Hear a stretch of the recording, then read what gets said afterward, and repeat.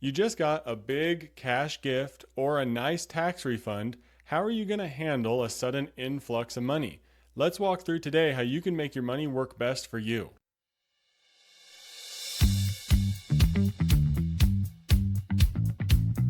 Welcome to today's episode of Financial Planning for Young Adults.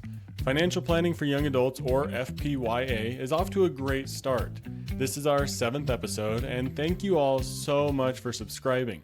It's fun seeing the numbers begin and start off strong, especially on YouTube, which is what I was hoping to see. So be sure to head over to YouTube, subscribe to the podcast, and let me know what you think down in the comments. I just got back from a program called the FPA Residency, and I learned a ton there that I'm excited to bring to the podcast. So look forward to some potential changes and some great new content coming your way on the podcast.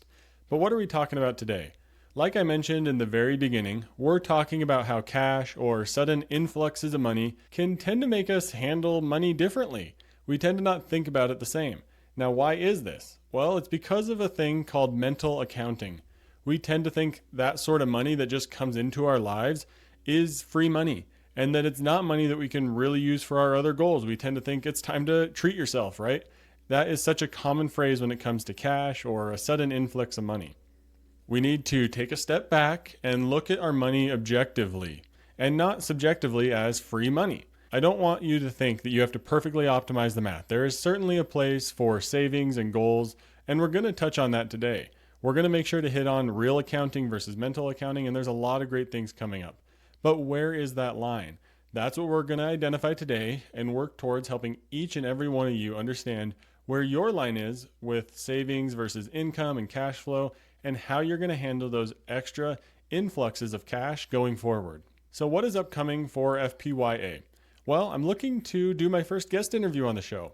If you came over from Money Talk, you know that I enjoy having those conversations with guests, and I'm considering doing one here on Financial Planning for Young Adults. So who do you think it should be? Do you have a recommendation of someone that I should talk to on the show? Well, let me know. Leave a comment down below and I'd be happy to reach out to that person. But next week's episode is all about wasteful optimization. I recently had a situation happen to me where I was like, I bought this because it was the optimized way to spend money, and yet here I am throwing it away. We're going to be talking about food specifically because that's an area where a lot of waste comes about. So we're going to talk about wasteful optimization next week. And then coming soon is how do you get financial support when you might need it? And then how does money change over your lifetime? Those are some episodes to look forward to. So be sure to subscribe, and if you have a topic that you want to see covered, leave a comment down below on YouTube or Spotify and let me know. I'd love to hear what you want me to talk about and what you'd like to get some advice about. But what are we talking about today? Well, today we're talking about mental accounting, how sometimes we look at money differently even though it's all fungible and it's all the same. It's truly a battle between savings and cash flow. That's how it plays out for my wife and I in today's story. It's a battle between cash flow and savings. And then in the research today, we're going to dive into how you can use your mindset to your advantage with things like budgeting, recognizing mental accounting in the ways that it may be holding you back. And of course, we're going to talk about generational differences between things like cash, gift cards, and refunds. And then I'm going to make a slight adjustment to the final section of today's episode. Typically, over the last few episodes, you've seen it be a deep dive into one specific case study. This time I'm going to walk through a few different scenarios that are going to help you apply what we've learned today in order to do better with your financial plan. It's going to be fun, so make sure to stick around until the very end. And if you have any comments or feedback, I'd love to hear it. I want to reiterate my desire to make this a great podcast for all of us young adults to help figure out our financial planning going forward. And with that, I want to make sure you know that I do not use AI to write the content that goes into these episodes. Because I have found when you start to use AI to write it, though it is a ton easier, I become disconnected with it and it just turns into that big pile of AI slop that we're all getting sick of online. So I want to make sure you know that I am not going to do that with this podcast. I put a lot of work into researching and putting my own thoughts and ideas into these episodes so that you can move forward with a financial plan that works for you and that is real and isn't just generated from some AI robot out there. So if you're looking for a breath of fresh air from all the AI slop that we're dealing with on the internet, then this podcast is for you. So let's get into it with today's episode because we're off to a great start here and I have some great things to share with each and every one of you.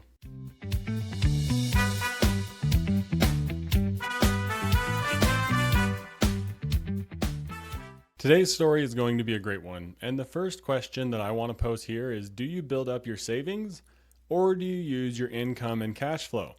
This is the struggle that my wife and I have been dealing with for years. And honestly, we make a different decision every single time because there is a balance between the emotional side and the behavioral side of money. We could pay for things now or pay down loans now and use our savings and then replenish our savings with the income that we're bringing in every single month. Or we could use that income to pay for the debt or whatever goal we're trying to save for.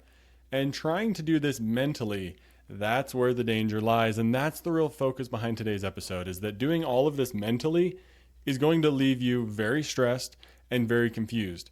While mental accounting or real accounting and having your money allocated to different goals and specific ideas and plans is a good thing and can help you actually save for goals, doing all up here is a dangerous game. That's something you just don't want to play because it's so easy to earmark money for multiple areas. Because for my wife and I, we may want to save for vacation. That's a perfect example of a place where accounting can be helpful. But mentally accounting can be a little bit tricky. Do we divert some of our savings to this vacation goal? Or do we use our income that we're making every single month? It's all the same money after all, isn't it? But that's the challenge. That's the challenge about tying up funds for something now or using your income and committing your cash flow to things. Also, where does an emergency fund come into this? Is an emergency fund something we shouldn't have because that's money that can be doing better elsewhere? After all, it's just savings, and isn't savings the same thing as our debt that we need to pay off? Like, shouldn't we be using it in the most optimized way? An emergency fund feels a little bit more important than just regular savings, at least it should, right? So what do you do? What do you like to do in a situation like this? Leave a comment down below because I am much more willing to use cash flow and commit our income to something, whereas Rebecca is much more willing to divert some savings and replenish our savings. It all has to do with our risk tolerance. And to Rebecca, having money set aside right now that is committed to that goal is less risky, and we can use our income to rebuild that savings for something that may be further down the road. Whereas committing your income makes it feel like your income is just instantaneously disappearing. And it can be a little bit of a balance there. Are you someone who wants to commit your income, or are you someone who wants to build your savings and replenish it over time? The line for me has to do with monthly payments to debt. I want to get rid of debt because monthly payments from your income for a goal are way different than a required minimum debt payment. And a great example of this, and to help you see this picture a little bit, is our 0% credit cards that we have. We have 0% credit cards where we're making a minimum payment on, but we have the savings ready to pay these off right now, so that when that 0% is just about to expire, we'll pay them off early and it won't be any different than if we did use the money to pay for the thing right out the gate. And now another example is that we did use for a time period this 0% card in order to use some of our income to rebuild our savings. We've done it from both perspectives. Let me explain this a little bit here. So for one expense, we put it on a 0% credit card. It was about $3,000. And we knew with our income that by the time that expense really came due and the 0% was going to expire, we knew that we would be able to save monthly from our income into that category to get it to the point where we could pay it off in full. Now, another example of this was about $5,000 that we put on a 0% credit card. And we knew we had one of those great extra paychecks coming from a 3-paycheck month.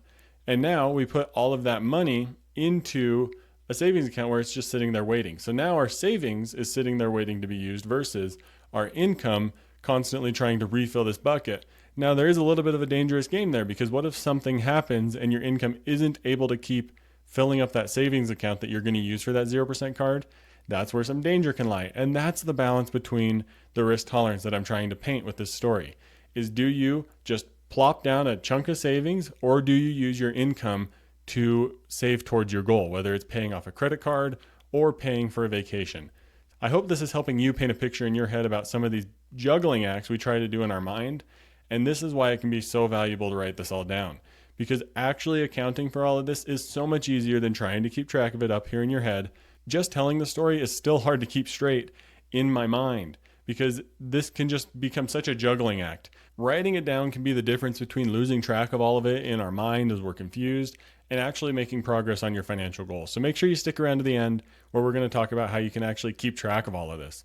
But for my wife and I, The point is, it's all the same money, whether it comes from our income or our savings. And like I said, we make different decisions each and every time because it comes down to the emotional and behavioral side of all of this. It depends on what's at stake. If it's just saving for a different goal and it's all going to be in the same high yield savings account, there's not a lot at stake. But with our 0% credit cards, there's a very high interest rate at stake at the end of that 0% term. So we put a little bit more pressure on that, and we have a plan committed in order to make sure that the money is going to be saved up to pay off that credit card. Sometimes we'll put a little bit of extra from one savings sinking bucket and move it over to our vacation fund, since that's the example we're using. And sometimes we'll just take from our income and keep putting it into that bucket. And that's just how it goes. It doesn't have to be the exact same every single time, and it can adjust. You can do what you want. And I think for us, that's the benefit of us having so many different sinking funds, is we're able to move money around, but also there's opportunity cost of not having it invested in the market. I hope you're getting the picture now that there's a lot of decisions for us to make with our money, whether it's a low risk or high risk, using your income versus using your savings, and keeping track of all of this in your mind is dangerous. That's where you have to steer clear of. And that's the value in working with a financial planner, or financial coach, writing this down, doing your own research, and just working hard to keep track of it. Because once you start writing it down, that's how you can actually stay consistent and stay up on top of all of these different ideas that you may have with your money. And now, one of the main things as I wrap up today's story time and we move into the research segment, I learned that sure, mental accounting may be bad since all money is just money and you could use it in the most perfectly optimized way, but then you're taking the human out of managing your money. You're taking the emotion and the behavioral aspect out of it, which is completely impossible to do. You are not going to be able to remove the emotion and behavioral aspect of all this. You are going to have to consider it when it comes to allocating your money in one way or another. So recognize this bias and this behavioral impact of mental accounting and how that can impact how you feel about your money, and lean into it. Learn about it. Own the human side of your money. Just because it's fungible and should be going towards the perfectly optimized way, it's not possible to figure all that out. So lean into the behavioral and emotional side of your money and understand that sometimes you want an emergency fund that is 8 months of your expenses because things are a little bit tumultuous right now, right? Maybe right now you wanted it 3 months. That's okay. You can do what you want to do with your money. The goal is just to not keep track of it up here in our brains, because if you work on it and write it down, that's where the real difference can come. But now I want to move us into the research segment today. I did a lot of research about mental accounting, and I'm excited to bring it to each and every one of you here. I'm going to have some things and quotes to share on the screen here, so if you're not watching on Spotify or YouTube, a recommendation for those platforms, because then you can watch some of the extra content we put on screen. But I'm going to make sure to read the quotes that are on screen, but let's get into today's research segment.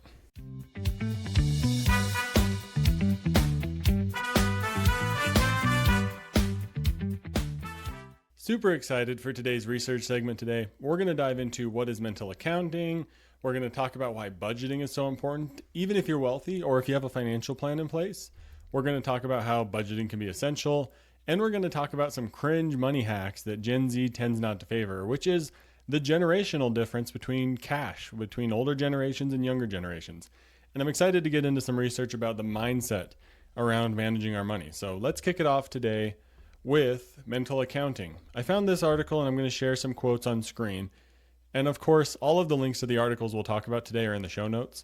But this first quote says that mental accounting can influence how individuals spend and invest, and may even lead to poor financial decisions, like treating a tax refund differently from regular income.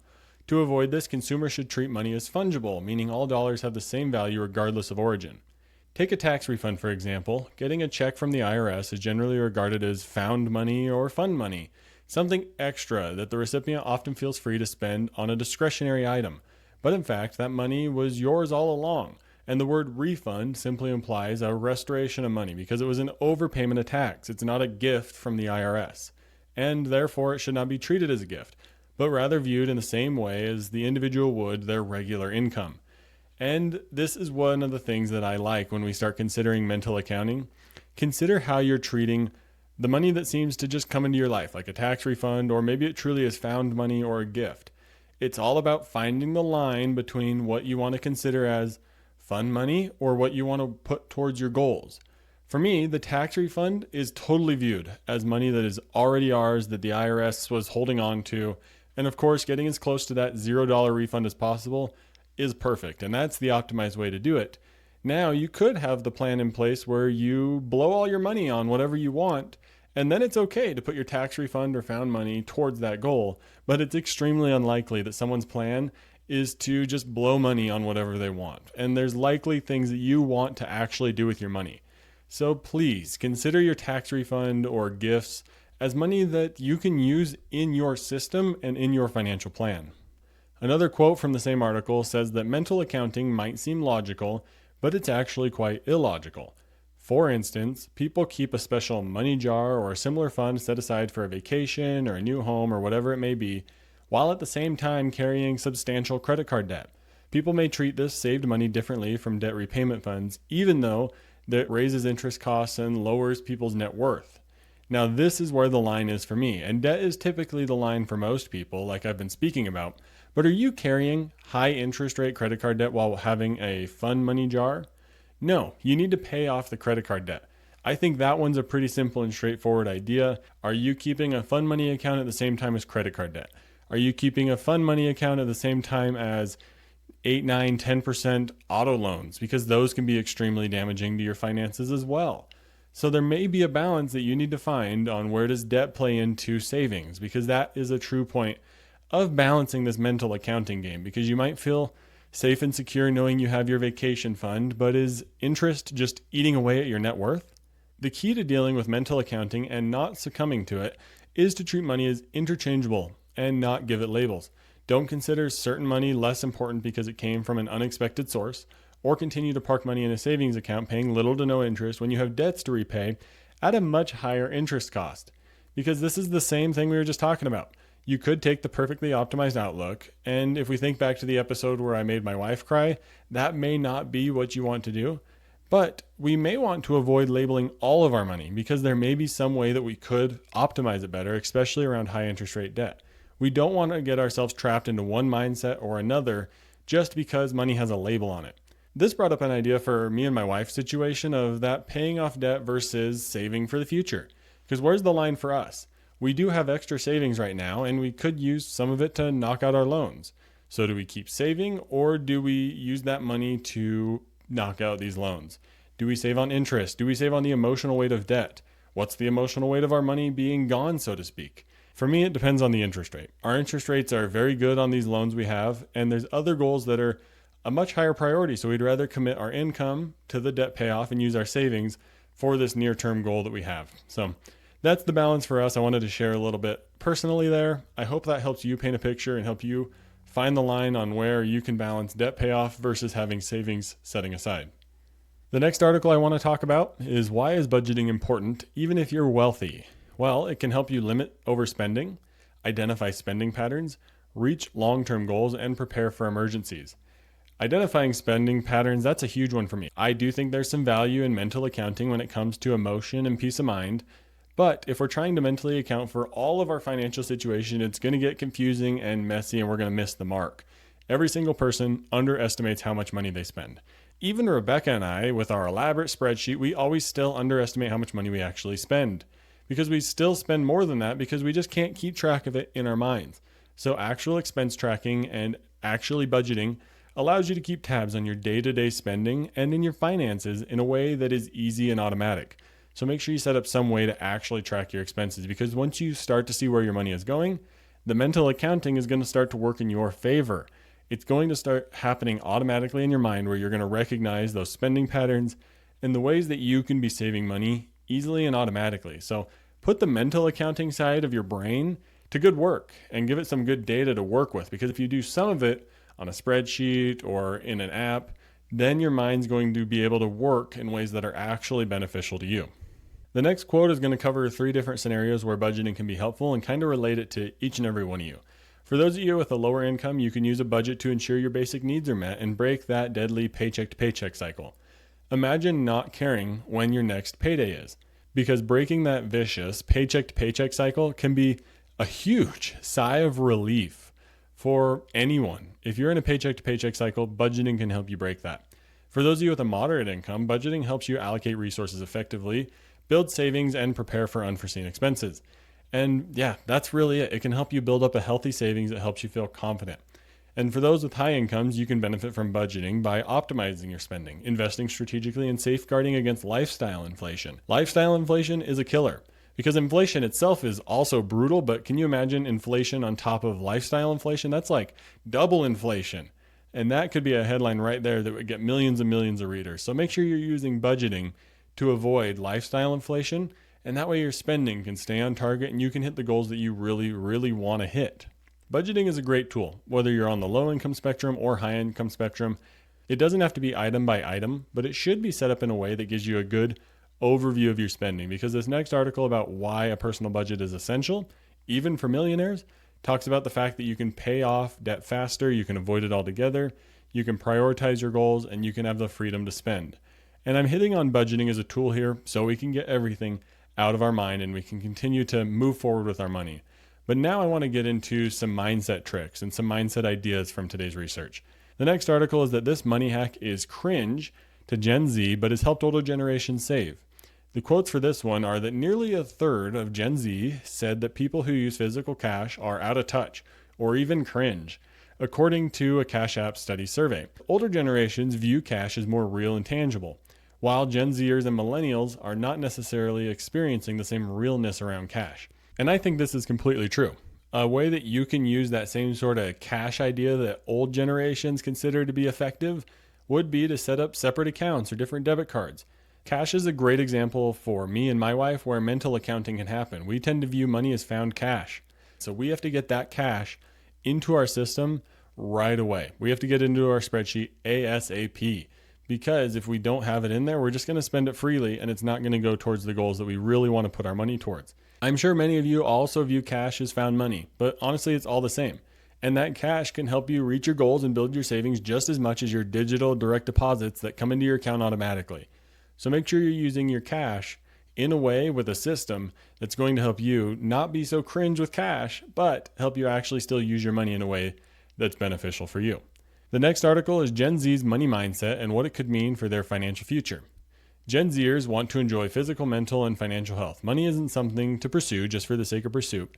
It's a tool to build the kind of life that Gen Zers want. Analysts report that clients are revenge saving. They're aggressively cutting back on expenditures, perhaps in response to financial uncertainty. They've also learned to look for bargains, buy items at lower cost, or not buy them at all. And honestly, the idea of revenge saving, it's hilarious to me, but fantastic. Save your money to get back at the companies that are trying to take so much from our wallets with all their greed.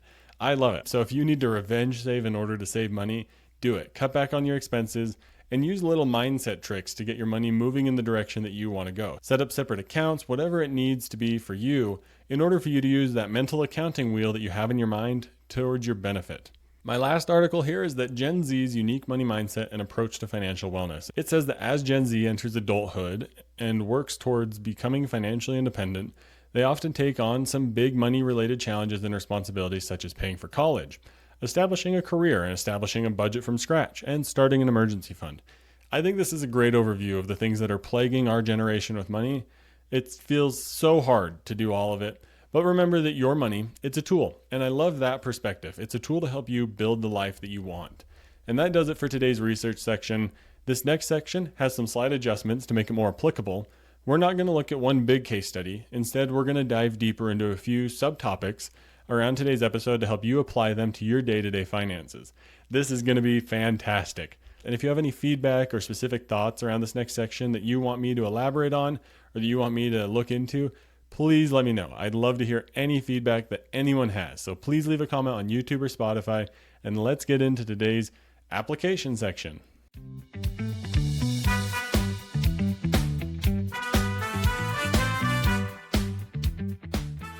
Welcome to today's application section, and this is brand new on the show. So we're working out the name and we're working on what we're going to cover in this. So I'm going to take a couple subtopics from the episode, and we're going to help apply them to your financial situation. The one we're going to start off with today is budgeting.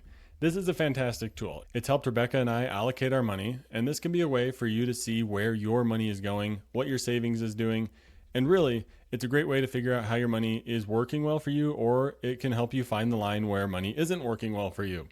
Well, it can help you figure out with debt payoff, like we were talking about today, whether you should pay off debt faster, what the interest rate is, credit card debt. all those sort of things, whether it's student loans.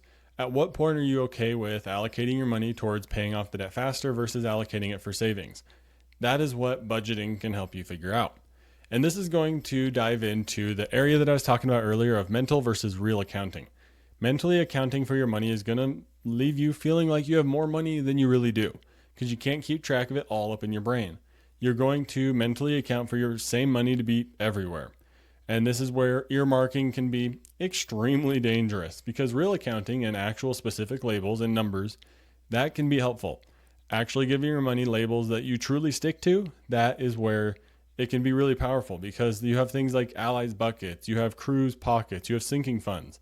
And I recommend going back and checking out episode 5 where you can enjoy spending your money with buckets and sinking funds.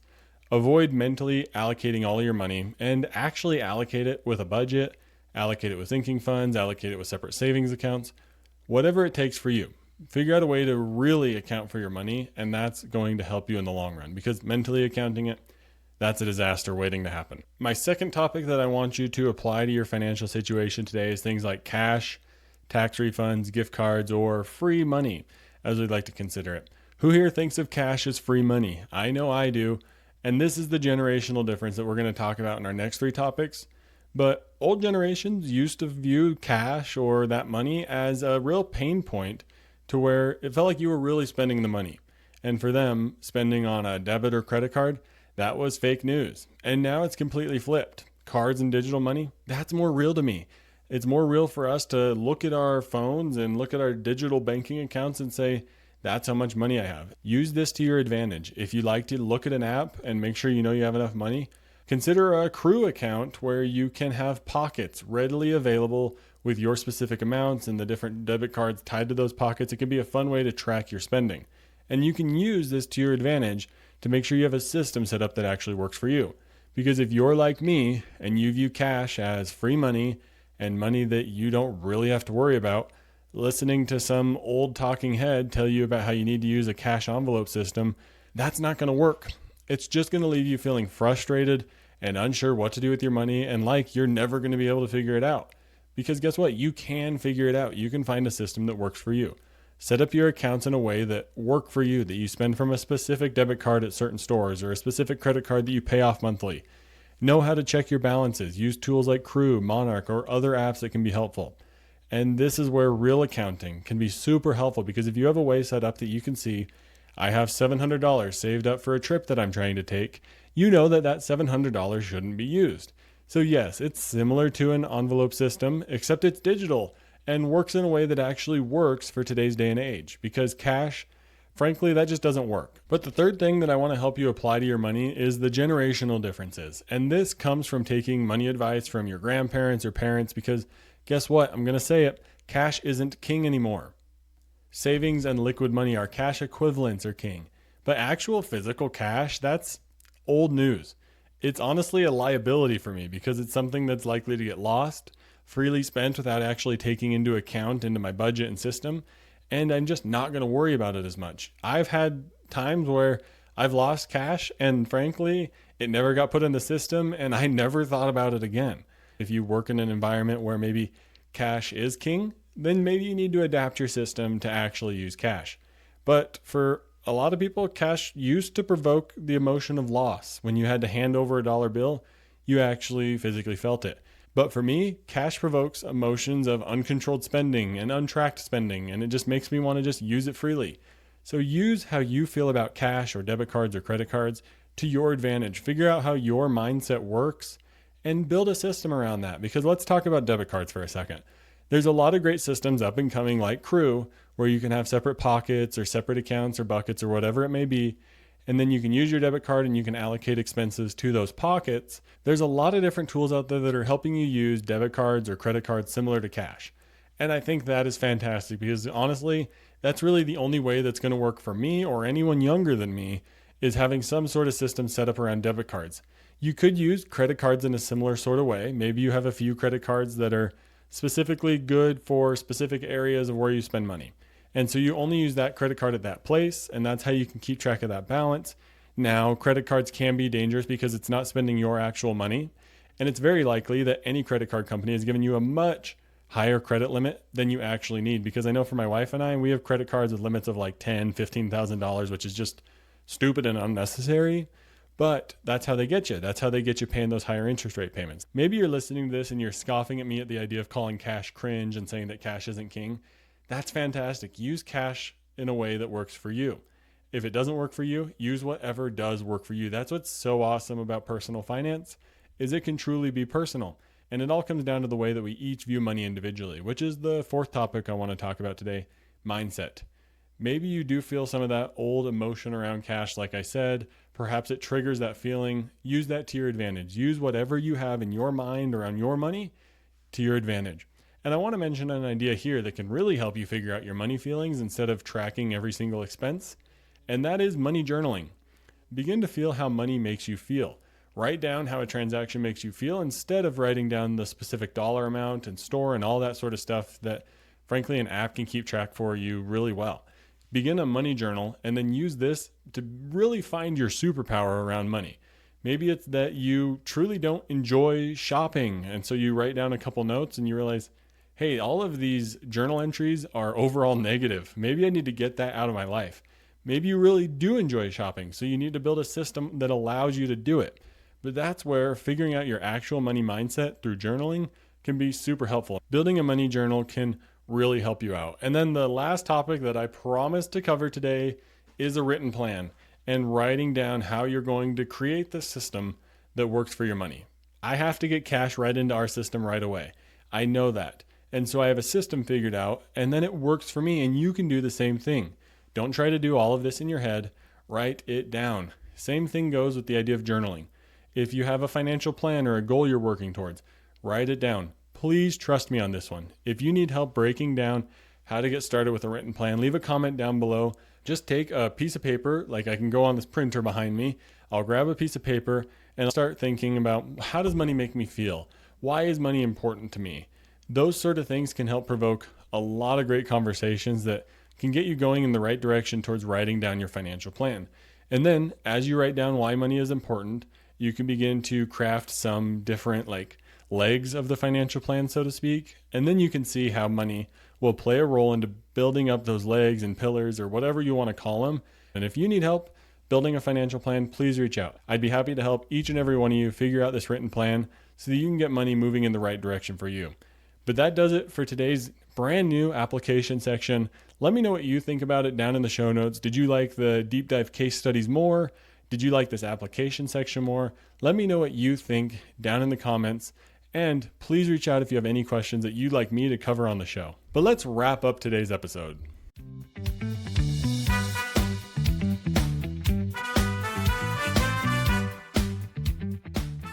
Thank you so much for listening, and be sure to subscribe so that we can continue to help the show grow. We're doing great right here out the gate, and we're looking awesome on YouTube. So please subscribe, consider sharing the show with a friend. But if you need any sort of financial help, you want to build a financial plan, or you're trying to figure out how to get a system that actually works for you, please reach out. I'd love to help each and every one of you.